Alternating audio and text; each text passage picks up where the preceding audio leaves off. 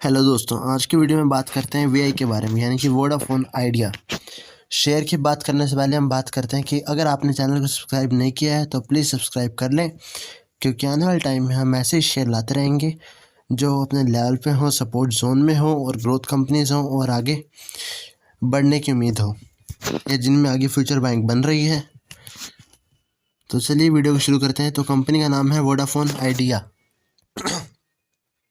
सबने सारे नाम तो सुना होगा। तो इसके पास्ट की स्टोरी डिस्कस कर लेते हैं कि जब वोडाफोन और आइडिया अलग अलग कंपनियाँ थी, तब बीच में एंट्री हुई जियो की। जियो की बीच में एंट्री होने के बाद वोडाफोन और आइडिया दोनों मर्ज होगी। क्यों? क्योंकि दोनों का बिज़नेस बहुत बेकार चल रहा था। दोनों की सेल्स प्रॉफिट सब डाउन हो गया था, क्लाइंट्स कम हो गए थे, क्योंकि जियो ने सारे क्लाइंट्स और प्रॉफिट अपने अंदर ले लिए थे। तो जिस कारण से दोनों मर्ज होगी और बन के सामने आई वोडाफोन आइडिया के नाम से, जिसको हम सब जानते हैं। तो प्राइस में आज उछाला है ठीक 20% का, यानी कि मैक्स जंप। सीधे इसने अपर सर्किट लगाया 14 से 16 पे। तो बात करते हैं कंपनी की और क्या इसमें इन्वेस्ट करना चाहिए या नहीं करना चाहिए, इस बारे में बात करते हैं।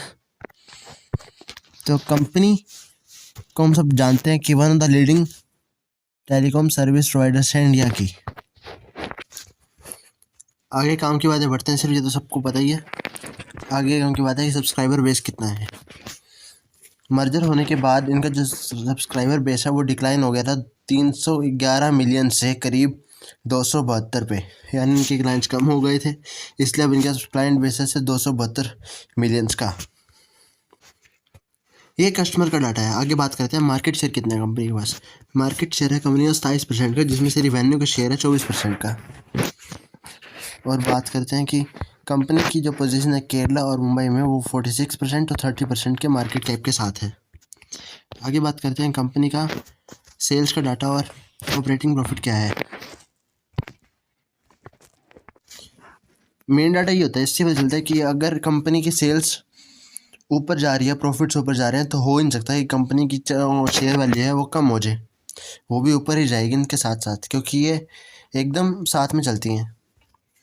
लेकिन अगर ऐसा है कि कंपनी की सेल्स ऊपर जा रही है, प्रॉफिट नीचे आ रहे हैं, तो शेयर भी नीचे आएगा।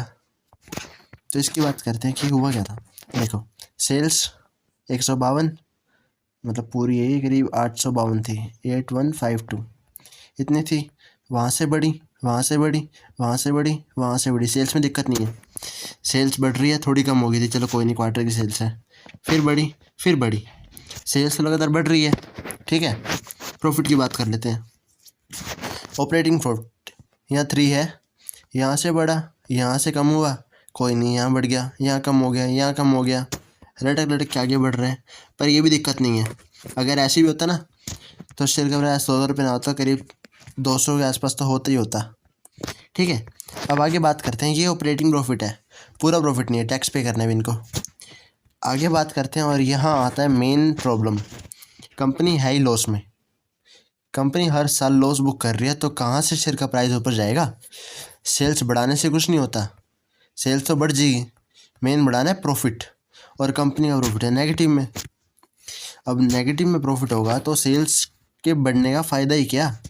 यहाँ देखें 7,000 का लॉस, यहाँ जो थोड़ा कम हुआ, यहाँ 7,000 डबल हो गया, इससे ज़्यादा हो गया, यहाँ और बढ़ गया, ये इन्होंने कम कर दिया, यहाँ बढ़ गया, यहाँ सबसे ज़्यादा लॉस बुक किया।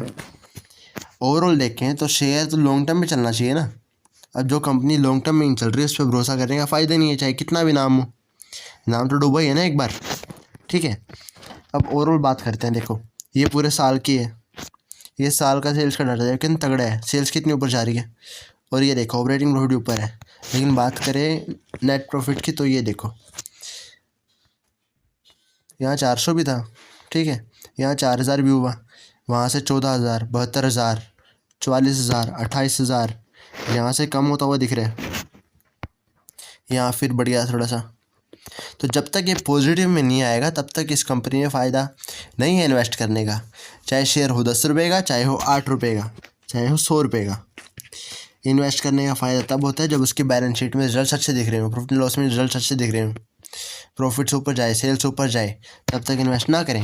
पर फिर भी अगर आपको चुल है कि थोड़े बहुत कमा लेंगे, 2 रुपये ऊपर जाएगा, यानी कि 2 रुपये जाना भी 20% होता है। ठीक है।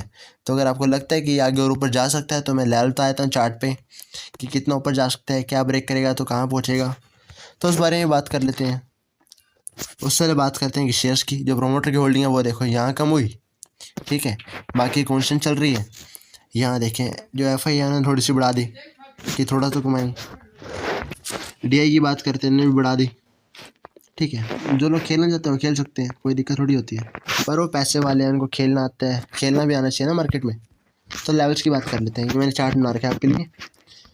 तो लेवल्स को देखें तो ये एक सपोर्ट जोन है, ये रेजिस्टेंस है, जिस हिसाब से बना है ये, ठीक है। और बात करते हैं कि ये जा कहाँ रहा है। देखो ये इस ट्रेंड लाइन में ट्रेड कर रहे हैं, यहाँ से ऊपर, यहाँ से ऊपर, यहाँ से ऊपर, यहाँ टक्कर के ऊपर गया, ठीक है। अब बात करते हैं अगर ये इसको ब्रेक करके, जो कि कर चुका, ठीक है, अगला सपोर्ट जोन इसका ये होएगा, ठीक है। ब्रेक करके यहाँ पे आते हैं तो चांसेस है कि यहाँ से फिर नीचे जाएगा, लेकिन अगर ये इसको ही ब्रेक करता है तो एक नया हाई बनाएगा जो कि 18 से 20 रुपये का होएगा। तो अभी लगाने का तो फ़ायदा मेरे को लग नहीं रहा, क्योंकि अगर यहाँ से इसको यहाँ आना पड़ेगा, पहले यहाँ पे आ सकते हैं, मतलब शॉर्ट टर्म में गिरेगा। यहाँ लगा सकते हैं आप 16 ये 15-19 के आसपास, वरना यहाँ कोई बाइंग का फ़ायदा नहीं है कि पहले ऊपर है। तो आज की वीडियो में बस इतना ही, बाकी कोई कॉल नहीं है, या मैं नहीं कह रहा कि ना लगाओ, आपकी इच्छा है वो। अगर वीडियो अच्छा लगा तो चैनल को सब्सक्राइब करें, ऐसे वीडियोस हम लाते रहेंगे।